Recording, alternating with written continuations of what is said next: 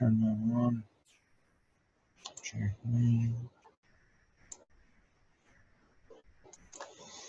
All right, this is it's now 9:30, so we're going to get going with the Farm Bill meeting.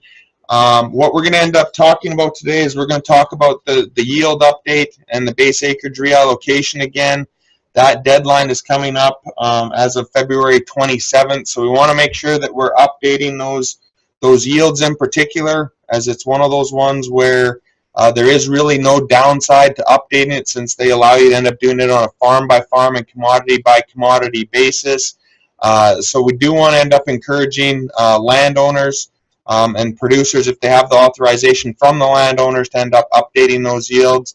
The base acreage reallocation decision gets a little bit more complicated, or individual circumstances for sure, as to whether you want to reallocate those bases or want to keep the existing base allocation.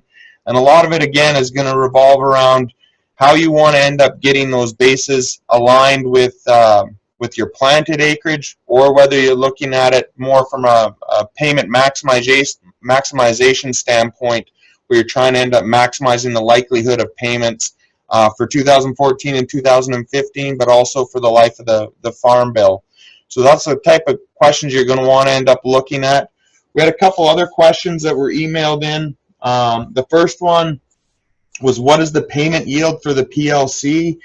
And the current yield right now is the countercyclical, or CC yield, that was in effect for each farm and each commodity as of September 30th, 2013. And like I mentioned, the owner of the farm can update that payment yield. I'll step through again how that payment yield update is calculated. The beauty of it is it's a one-time decision, but you essentially just pick the higher of the two numbers. So you either pick from your CC yield as of September 30th, 2013, or you end up picking the higher number that you can end up recalculating. The deadline for that is this Friday, February 27th, so we do want to make sure that we're out there at the FSA office, if you have not done so already, to update those yields, or at least evaluate what you should end up doing there. Again, the good thing about it is you can end up picking for each commodity, so you can choose to update your corn yield and keep your existing soybean yield if you end up having a set of circumstances where your existing CC yield is higher than your updated one. The next question that we ended up having was, what happens to my farm's base acres and yields if the owner does not update and or reallocate by February 27th? Essentially, there won't be anything that ends up happening. You will maintain your existing base allocation amongst the commodities as of September 30th, 2015, and you will maintain your existing CC yields. There is one exception to this. Cotton base will automatically become generic base. That is something where there is no choice to be made. It is a direct one-for-one, so what you had in cotton base will now become generic base. So that's something that's not going to end up being involved in any of the decision making. It will automatically get transitioned. So for those that have cotton base, that will be not be part of your reallocation decision, and will automatically, as of the deadline, become generic base acreage, where there's a whole set of rules that will apply to it. As far as what we'll be looking at next week in our webcast, we're going to talk about crop insurance and the new SCO product. So we'll talk about conventional crop insurance and then the supplemental coverage option. Those deadlines are also coming up. We have to remember that our crop insurance deadlines are March. Okay.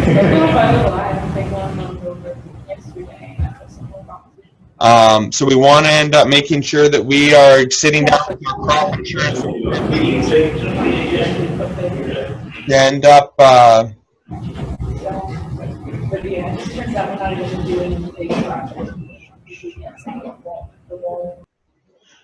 to make sure that we end up getting with our crop insurance agent to determine what our crop insurance protection is going to be for the upcoming season.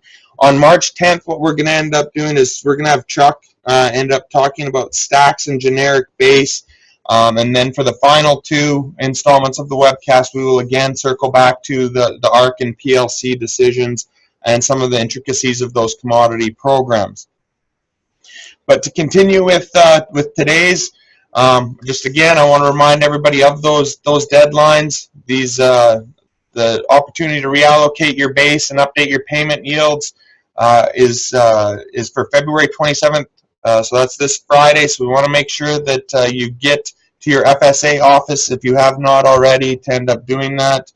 In between the FSA deadlines is that crop insurance deadline on March 15th. So you'll want to make sure you talk to your crop insurance provider, and then you'll actually have to make your program decisions March 31st between PLC and ARC. The last one that I do want to remind people is that you do have to sign up for these ARC and PLC programs on an annual basis. Even though you're locked into those programs for 5 years, you will still have to end up signing up each year for them, just due to the fact that we will end up having a sign up this summer, sometime between mid-April and into the summer for the 2014 and 15 crop years, but we will have to do that each year. So again, one thing that I have encouraged people to look at is to make sure that they have their information going into their FSA office. I will show you the 156EZ here, where you can end up pulling your crop description. This is where you'll get those base acreage numbers in the red box. That's going to tell you what your existing base acreage is. This is the one where you'll have to end up picking between keeping this existing base acreage or reallocating it closer to what you've been planting over the past few years. Similarly, the existing payment yield for each crop, this is the CC yield or the counter-cyclical yield.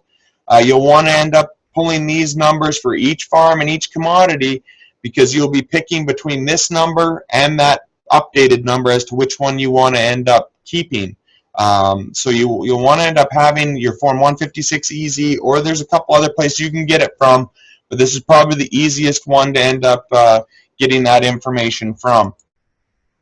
This is the form that you'll have to actually fill out at FSA in order to end up reallocating your base and updating your yield. As mentioned, if you do not end up choosing to do this by February 27th, your bases will remain the same, as will your yields, your CC yields, with the exception of cotton, which automatically will become generic base. So again, the yield update, this one is done by a farm by farm and commodity by commodity basis. It's only going to affect your PLC payments if any are triggered under this farm bill, but I strongly encourage you to update these yields even if you're going ARC across the board, because this could have the potential to give some higher payments in future farm bills. So we want to take advantage of these opportunities when they are afforded to us, because we don't know when the next opportunity to update yields is going to end up occurring. I also mentioned this is a landowner decision, so you have to end up having the landowner or permission from the landowner via the power of attorney form to end up updating these yields. The decision is made on a farm by farm and crop by crop basis, and the criteria for updating those yields is 90% of the average yield for crop years 2008 to 2012, and that you exclude years in which planted acres are 0.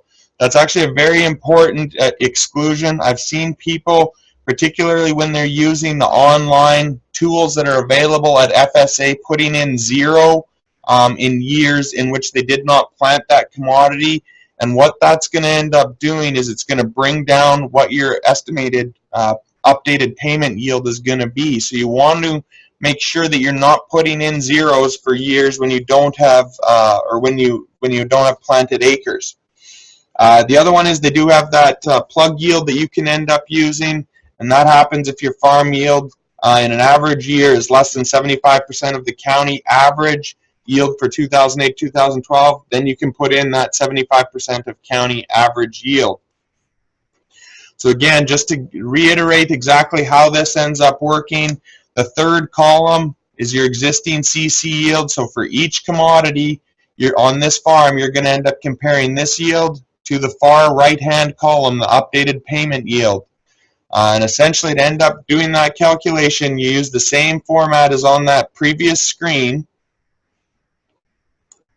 So again, you're taking 90% of the average yield for crop years 2008 to 2012. So in the corn example, you have actual yields per planted acre from 2008 to 2012 of 110, 160, 170, 160, and in 2012 we had a bad year in the drought year at 50 bushels per acre. So in this case, I've got Robertson County. You'd use 75% of Robertson County yield over that time period, which is 91. So when you're doing your updated payment yield, you take the average of 110, 160, 170, 160, and 91, multiply that average by 90%, and you'll get 124. Since your 124 is higher than your 105, you would choose on this farm to update your corn yield because you'd essentially get a higher payment yield. In the soybean example, you can see that we had actual yields of 35, 50, 45, 40, and 30. Those are all above the 75% average. So we would take the average of these 5 years, multiply it by 90%, gives us 36 bushels. Now, since 36 is lower than our existing CC yield of 40, we would end up keeping our existing CC yield. You don't want to update to a lower number, only to a higher number. When we look at the wheat example, all I'm trying to get at in this example is that there's no limit to the number of times you can end up plugging in that 75% plug yield. So in this example from 2008 to 2012, we had 3 years that were below that county level plug. So when we would take our average, we would take an average of 55, 48, 60, 48, and 48, multiply that again by 90% to get 47, and you would end up comparing the 47 to the 43 existing CC yield, so you would choose to update that payment yield. Again, this is done on a commodity by commodity and farm by farm basis, so you can pick and choose the most beneficial payment yield for each commodity and each farm that you have the authorization to update the yield for. So this is a really straightforward decision. You're picking between the higher of the two numbers for each commodity on each farm. So I really encourage people to make sure that they are taking advantage of this opportunity. The next decision that is due this Friday is to retain or reallocate your base acres. Again, this is done on that form CC 858 at your FSA office, so make sure that you get in to end up filling this out. You cannot increase your existing base acreage. You're merely reallocating it amongst the commodities. So this again gets a little bit more farm specific as to whether you want to end up doing this or not. Again, to me, it comes down to what you're trying to end up accomplishing with your program selections. So you do want to kind of have an idea of which program you might be favoring prior to doing your reallocation decision. I also mentioned that cotton, there's no decision to be made on cotton. Cotton will just automatically go from whatever you had in base acres in cotton will automatically go to generic base.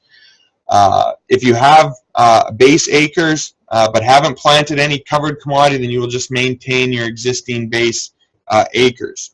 At the bottom here, I've got two sets of circumstances where you may want to end up considering reallocating your bases for covered commodities.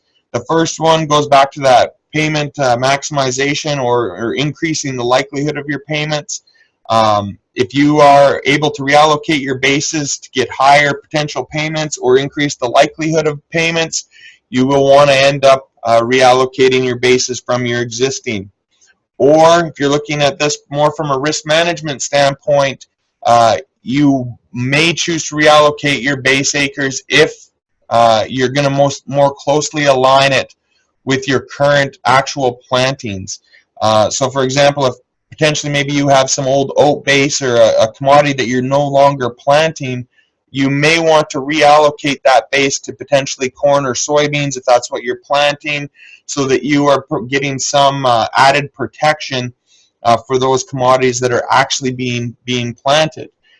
If you do end up keeping base in a commodity that you are no longer planting, you will still be eligible for payments for that commodity, depending on which program you go in and if it ends up triggering in your county. So again, the one that I really want to highlight here, particularly for people in West Tennessee and South Middle Tennessee, is the cotton acreage. That 736,000 acres of cotton is now going to be generic base acres. That is regardless of what you do with the other acres on your farm, that is automatically going to get switched over to generic base. The other commodities, you can see the bases that we do end up having in the state. The one thing that I will end up saying on this is, based on where we've been planting or what we've been planting in Tennessee, there is a likelihood that you will probably have the decision to increase your soybean base given the high levels that we've planted. You can see we planted 1.6 million acres of soybeans. This is in 2013, but we have been planting more soybeans than some of the other commodities over the last few years. So there's a high likelihood that we are going to potentially be able to increase our soybean base. Whether or not that's in the best interest of the farm is, again, depending on what you're looking to get out of it. If you look at historically where payments or how big payments have ended up coming, corn typically will receive slightly higher payments than soybeans or wheat. So if you have corn base and you only have the opportunity to reallocate to soybeans, you may want to end up not doing that if you're trying to end up maximizing what your potential payments are. So again, this base acre reallocation decision is a lot more specific to individual farms and your individual circumstances. Basically, it depends on what you're looking at getting out of it and how you're going to end up valuing those bases going forward. But again, if you're looking at what your choices are, you get to choose between your existing base as of September 30th, 2013, or this new base acre. It's one column or the other. It's not like yield update where you can pick on a commodity by commodity basis. And essentially what it is, it's the proportion to the ratio of the 4-year average of planted acres from 2009 to 2012, plus prevented planting acres for all commodities. So in the wheat example, if you look, in 2013, as of 2013, we had 50 base acres of wheat. We only planted 50 acres from 2009 to 2012. So what you would end up doing is you'd take 50 acres divided by your total planting, which is 1,250 acres. So 50 divided by 1,250 gives you 4%. This 4% multiplied by 200 would give you 8 acres. You do that for each covered commodity. You can see in this example we have an oat, or had an oat base. If you didn't plant any oats over those 4 years, your percent of planting would end up being 0, so you would have 0 oat base moving forward. Similarly, for soybeans and corn in this example, we've planted 600 acres out of 1,250. Again, that's 48%. So you take 48% multiplied by 200, gives you 96 base acres. Again, you're choosing this between this column and this column. The two columns highlighted in red. You have to pick either or for each farm. Again, this is not done on a commodity by commodity basis. This is done on a farm by farm basis. So you want to end up looking and evaluating between these two alternatives for each farm that you end up having. I will put up this information here. If you are looking for more information, we have extensive resources on the Farm Bill webpage. I will also mention that we do have some updated outlook information on the crop economics page. So I encourage you to look at some of the price projections and some of the supply and demand circumstances that we are potentially facing for the 2015 year and beyond. The USDA webpage for the yield update and base acreage reallocation, you'll want to look at the FSA webpage. They also have some tools there that will allow you to end up assisting you in making your decisions for the yield update and base acreage reallocation, along with the commodity programs. And then, of course, we have these two decision aids that were built by a group of universities. The first one is what I refer to as the Illinois tool. The second one is the Texas A&M tool. So with that, it's a quick review of the decisions that we have to end up making by Friday. Do we have any questions or any other comments that would be interested in?